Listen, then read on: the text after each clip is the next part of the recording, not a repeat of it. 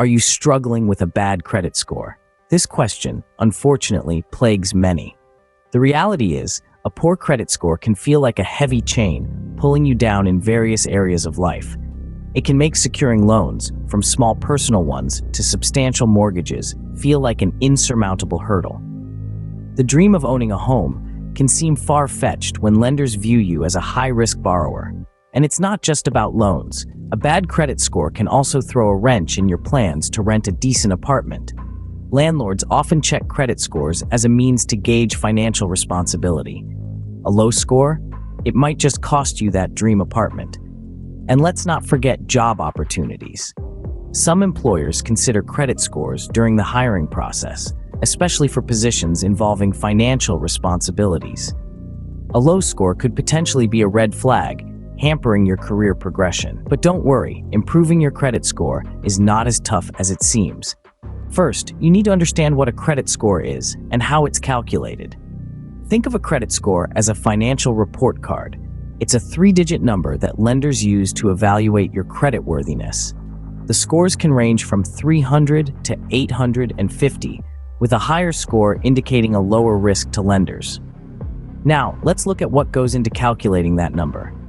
The biggest factor is your payment history, accounting for about 35% of your score. This means making payments on time is crucial.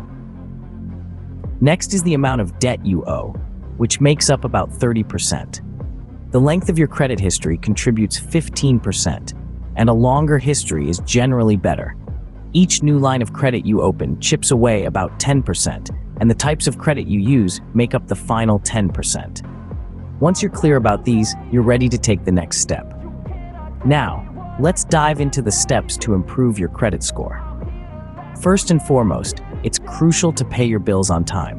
When you consistently meet your financial obligations, you demonstrate that you're a reliable borrower. This reliability is reflected in your credit score, which lenders use to evaluate your trustworthiness. So make it a priority to meet all your bill deadlines. If you struggle to remember them, consider setting reminders or using automatic payments. Next, let's talk about your credit utilization ratio. This refers to the percentage of your available credit that you're currently using. In simpler terms, if you have a credit limit of $5,000 and you're using $2,500 of it, your credit utilization ratio is 50%. It's generally recommended to keep this ratio below 30%. You can lower it by paying off debt, increasing your credit limit, or both. Now, you might think that closing old credit cards is a good idea, less temptation to spend, right? Well, not exactly. Closing old credit cards, especially those with a good payment history, can shorten your credit history length and increase your credit utilization ratio, both of which can negatively impact your credit score. So hold on to those old cards, even if you don't use them often. Fourth, limit hard inquiries. These are checks made by lenders or credit card companies when you apply for new credit.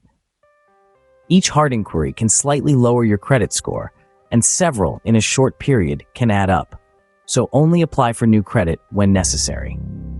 Lastly, check your credit report for inaccuracies. If you find any, dispute them. This could be a simple clerical error or a sign of identity theft.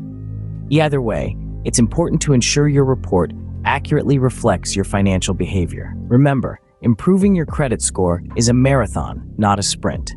It takes time and consistent effort, but by following these steps, you'll be on the right track to a healthier financial future. Let's quickly recap what we've discussed so far. We started with the reality of bad credit, how it can limit our financial opportunities and make things like getting a loan or a credit card more difficult.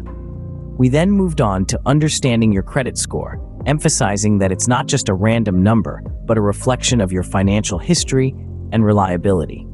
We broke down how credit scores are calculated, with factors like payment history, credit utilization, and credit history length playing major roles. Next, we outlined some crucial steps to improve your credit score. This included paying your bills on time, keeping your credit utilization low, and not closing old credit accounts unless necessary. Remember, improving your credit score isn't a sprint, it's a marathon. It requires consistent commitment to healthy financial habits. Stick to these steps, be patient, and you'll see your credit score climb over time. Thank you for watching, and don't forget to subscribe for more financial tips.